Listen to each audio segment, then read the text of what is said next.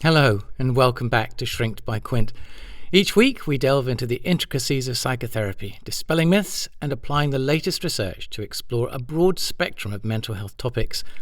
My aim is to empower you with knowledge and insights to foster a healthier, happier life, because, after all, your health is your wealth. Now, on this episode, I'm going to record a transcript of a personal interview I gave to a magazine a year or so ago about my own sober journey. The article itself is on my website and it's been viewed loads of times, so presumably, hopefully, people who are in recovery are getting something out of it. It's a bit sweary, so I hope that's okay. Here goes. How long have you been in recovery? Oh, over 10 years. I'm coming up on my 11th year. What can you tell us about the last months, years of your drinking before you gave up? It was just such a fucking cliche that I was living. The carousel of crap I was on, bargaining with myself, my honest resolve to do something about booze, promises to others all broken. Increased early morning drinking, drink driving, drinking at work. I realise now I was trying to outrun it with thinking about it. Pride just fucking with my head. What was the final straw that led you to get sober? Well, there were quite a few rock bottoms, and I bounced in and out of several therapists and AA because I thought I knew best. It was a spring walk in Richmond Park with friends, my wife and kids. It was a beautiful spring morning, and I was so hungover, just craving for the walk to end so I could start drinking. And the thought occurred that so long as I was trying to get sober or moderate my intake, I was failing. And the only way to win, if that's the right word, to win at sobriety, was not to play the game. That pubs would probably still exist 3 months from now, so I could always revert back to type. And I've been sober ever since. How was being sober for you in the early days? What was most difficult? Well, there were lots of firsts being sober. Social occasions, obviously, weddings, client lunches, work in general. Spotting the triggers, e.g. Stress that led to the default thought of I deserve a drink. That was always a big one for me. And then after the pink cloud had passed, after life didn't hand me a lottery win for being a good boy, still annoyed about that, I was left with a malaise and lots of time to fill. And that's when sort of the personal recriminations kicked in, the guilt and the remorse. I had to address that. And what was justified and what was a pity party, I had to sort of split one away from the other.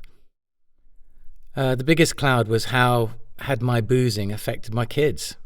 Trying to be honest about that was and remains tough. And that led to more studying about addiction, helping others by doing service, going on an epistemological quest about God and spirituality, and of course promoting other aspects of my health, my diet, my exercise, my sleep. What tool or tools did you use to help you? Well, the AA group I attended was very small and humanistic in tone. Yes, there was a higher power, but it wasn't God with a beard and a staff. I scouted out other groups and I enjoyed the shares. Quit Lit was good, but often dreadfully preachy or saccharine sweet. There are some great science books, The Biology of Desire, for example, that go into the mechanics of addiction. And there are some Buddhist ideas around desire and self-deception that I still find interesting. But I think there's much more knowledge, more general knowledge out there on the reward system now, dopamine in particular, like Anna Lemke's book, Dopamine Nation.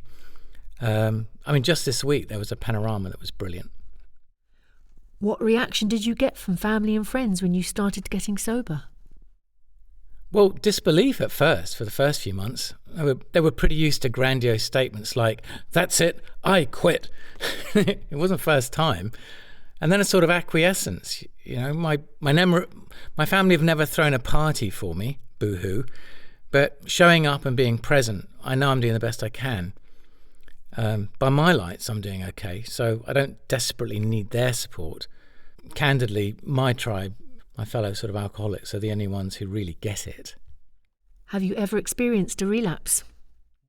Yeah, I've relapsed a couple of times. I've picked up just to see just to have a look over. Ooh, really? Am I an alcoholic? Let's just try that out. Don't try this at home, kids.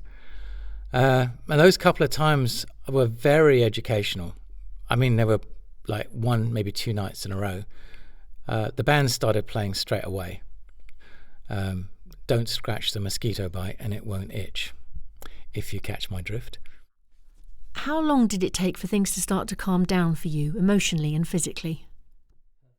It was about a month before I felt my mood wasn't being dictated by withdrawals.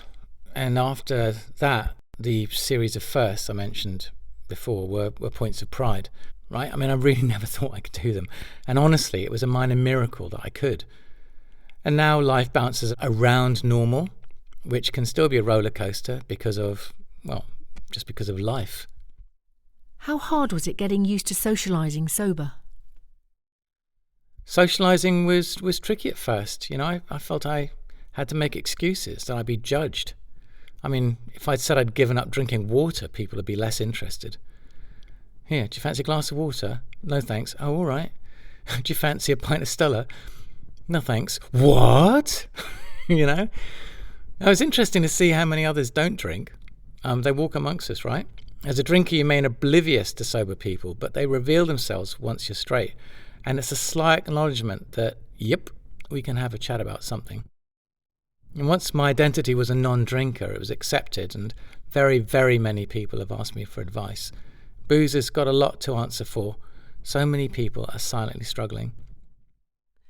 Was there anything surprising that you learnt about yourself when you stopped drinking? About booze? Around booze? Well, I mean, it was a metamorphosis. Drink was so embedded in every aspect of my life that stopping revealed a whole new me. A me that wasn't looking in the car rear view for the police, for starters, and had lots of time to explore. How did your life change? What are the main benefits that emerged from you getting sober? Every aspect of my life improved. Social, personal, professional. My identity changed through the eyes of others, as I came to be regarded as a safe pair of hands. Professionally, I had a small epiphany to take my company into animation production, and that worked out quite well. And then most recently, artificial intelligence. That's been a huge success. I got involved with charities, most importantly NACOA, the National Association of Children of Alcoholics, and that's been a wonderful experience. Putting back. Would you do anything differently, given the chance to go through the process again? No, that's an interesting question. I mean, I do consider that I only just made it. I kind of squeaked through. Tweaking any of those variables might not have had the result I enjoy today. I mean, I do think that the opposite of addiction is connection, and the people around me, then you know who you are, folks. They matter, and they keep me sober day at a time. What advice or tips would you have for those who are just starting out on this journey? Start the damn journey now. A new life awaits. Whatever reservations you have, park them. Seek out a group of people and meet them. Physically meet them. I don't mean being on a bloody Zoom or a Teams or something. I mean go and physically meet them. Enjoy those micro cues. Addiction is incredibly common. Pretty much any reservations you may have will dissolve when you talk to like-minded people.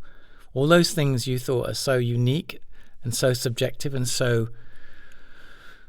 yours, so prescribed by your life and you, they're not.